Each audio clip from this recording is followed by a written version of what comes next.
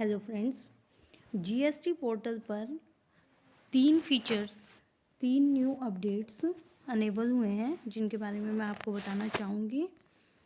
सबसे पहले उसके अंदर आया है advisory 2 factor authentication for taxpayer. ये जो है कि हम जब भी अपना जीएसटी पोर्टल ओपन करते थे तब उसमें एक ओटीपी मांगता था। ये दिखा रहा है कि GST in introducing 2 factor authentication 2FA for tax payer to strengthen login security in GST portal. The roll out has been done for a state of Haryana. ये सिर्फ हरियाणा के लिए लागू किया गया था and working seamlessly currently 2FA will be rolled for Punjab, Chandigarh, Uttarakhand and Rajasthan and Delhi. In first phase में ये यहाँ करेंगे, सेकंड फेज में पूरे स्टेट में करेंगे, roll out of all state across India. इसके अंदर क्या था कि जब भी हम पोर्टल को ओपन करते थे, पोर्टल की सिक्योरिटी के लिए वो हमसे ओटीपी देता था और तभी वो ओपन होता था। वो ओटीपी हमारा ऑथराइज सिग्नेटरी, जैसे कि आपको पता ही है, मोबाइल नंबर और ईमेल आईडी पर आता था और फिर हमारा पोर्टल है जो वो ओपन होता था। ये सबसे पहले हरियाणा में किया गया था। अब फर्स्ट फेज़ में ये पंजाब, चंडीगढ़, उत्तराखंड, राजस्थान, दिल्ली में करेंगे। उसके बाद सभी स्टेट्स में करने अनेबल होगा ये Aadhaar authentication and document verification for GST application cant for of Andhra Pradesh. आप सब जानते ही हैं, जैसे कि जो हमारा आधार ऑथेंटिकेशन था, बायोमेट्रिक आधार ऑथेंटिकेशन, वो पहले हमारा गुजरात और पांडुचेरी में लागू किया गया था। अब ये जैसे कि सेकेंड लाइन में दिया गया है, the above side functionality has been developed by GST and it will be rolled out in Andhra Pradesh on 4 December 2023। Andhra Pradesh में भी ये 4 दिसंबर 2023 से लागू किया जाएगा। इसके अंदर क्या है, a link for OTP based Aadhaar authentication और a link for booking an appointment with a message to visit a GST Suvidha Kendra along with the detail of the GST Suvidha Kendra को जीएसके बोला इन्होंने, and jurisdiction for biometric based Aadhaar authentication and document verification. इसमें क्या है, हमारे सारे documents भी verified किए जाएंगे और दूसरा हमारा बायोमेट्रिक आधार ऑथेंटिकेशन किया जाएगा। ये जीएसटी सुविधा केंद्र के अंतर्गत किया गया है। इसमें हमारे पास एक मेल आएगी, मेल को हमें वेरीफाई करना है, उसके अंदर हमें अपनी अपॉइंटमेंट फिक्स करनी है और अपने हार्ड कॉपी लेके जानी है सभी डॉक्यूमेंट्स की।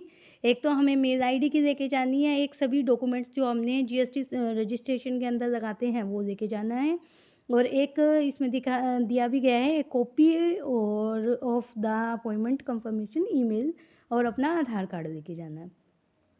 ये सभी लेके जाने के बावजूद हमारा बायोमेट्रिक आधार ऑथेंटिकेशन होएगा, लेकिन ये अभी सिर्फ और सिर्फ गुजरात, पांडुचेरी और आंध्र प्रदेश में किया गया है।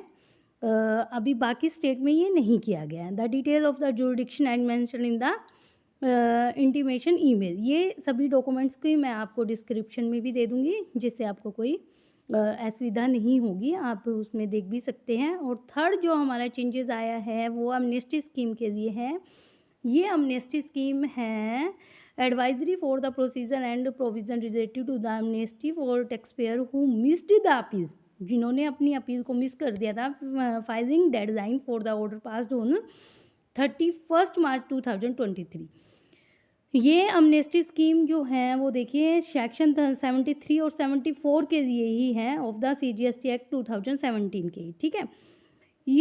ये अमनेस्टी स्कीम में क्या कर सकते हैं आप, in compliance with the above GST counselling recommendation, the government has issue notification number 53/2023। ये नोटिफिकेशन हमारे पास 2 नवंबर को आया था, आपको पता ही होगा।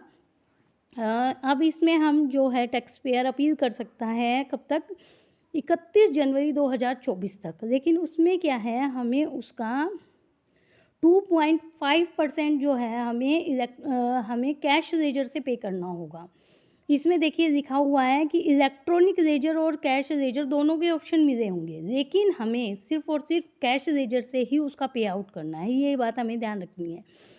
ठीक है। और 4th लाइन में देखिए क्या लिखा है, 4th point, by the benefit of the amnesty scheme would need to make differential payment to complying with notification 53/2023 के अकॉर्डिंग वो कर सकता है। The payment should be made against the demand order using the payment towards demands, मतलब वो उसको login करके service में जाके लेजर में जाके फिर पेमेंट वार्ड्स डिमांड के अंदर जाना है, वहाँ पे उसको पेमेंट करनी है।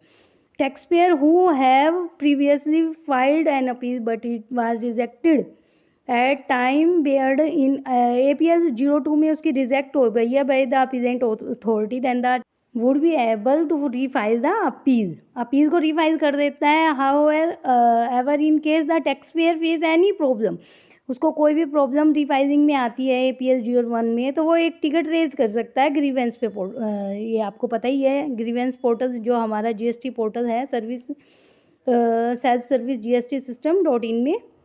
तो इस तरह से वो अमनेस्टी स्कीम का हम लोग फ़ायदा उठा सकते हैं। ये अमनेस्टी स्कीम अब एक्सटेंड कर दी गई है, जैसे कि आपको बताया मैंने अभी 31 जनवरी 2024 के अंदर। इस तरह से ये वीडियो अगर आपके लिए थोड़ी भी हेल्पफुल हो तो प्लीज़ लाइक और सब्सक्राइब करिए, क्योंकि देखिए थोड़ी सी मेहनत ज़रूर लगती है ये बनाने में। तो अगर आप हमें अप्रिशिएट करेंगे तो हम और वीडियोज़ लेके आएंगे और इसी तरह आपको हेल्प करने की कोशिश करेंगे कि आपको जो भी चेंजेस आए वो आपको बता सकें। Thank you.